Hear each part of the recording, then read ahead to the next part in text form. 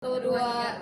Assalamualaikum warahmatullahi wabarakatuh. Saya Singgah Yulinda dari kelas 12.5 absen 6. Jadi di sini saya akan menjelaskan klasifikasi dan juga interfase. Sebelum saya menjelaskan klasifikasi, saya akan menjelaskan terlebih dahulu interfase. Jadi interfase ini adalah tahap persiapan sebelum sel mengalami pembelahan atau mitosis.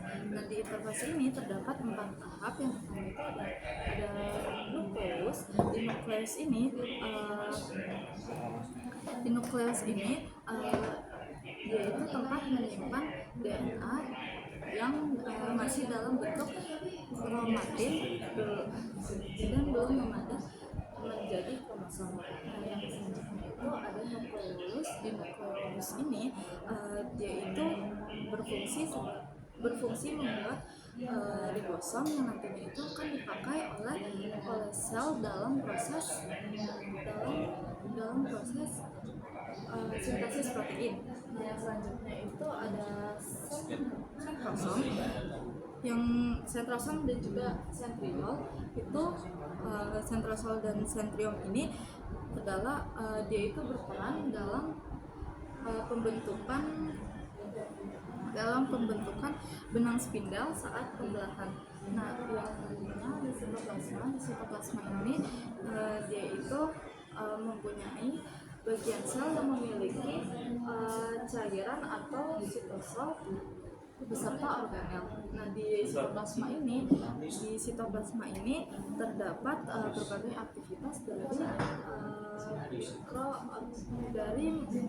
dari metabolisme sel. Nah, yang selanjutnya itu ada fase mitosis.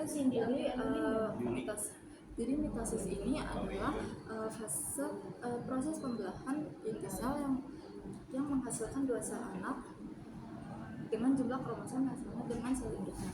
Nah, mitosis ini terjadi pada sel tubuh atau sel somatik yang dimana berfungsi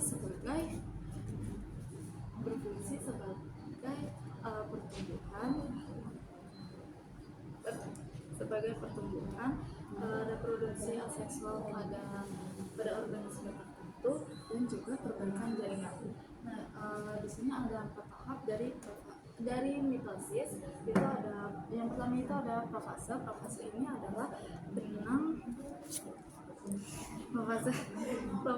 adalah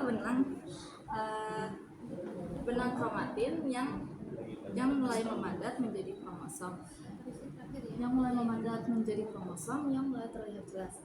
Nah, di profase ini terdapat sentriol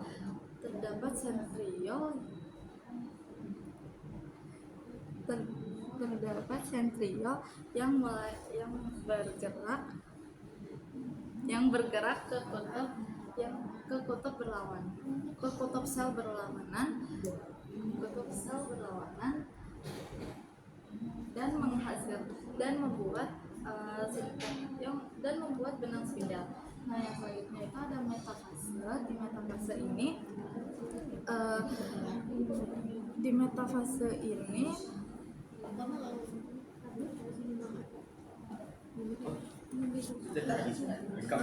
Di metafase ini semua kromosom itu bergerak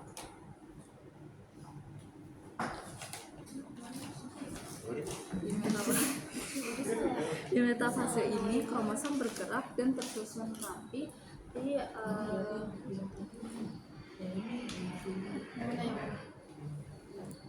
metafase.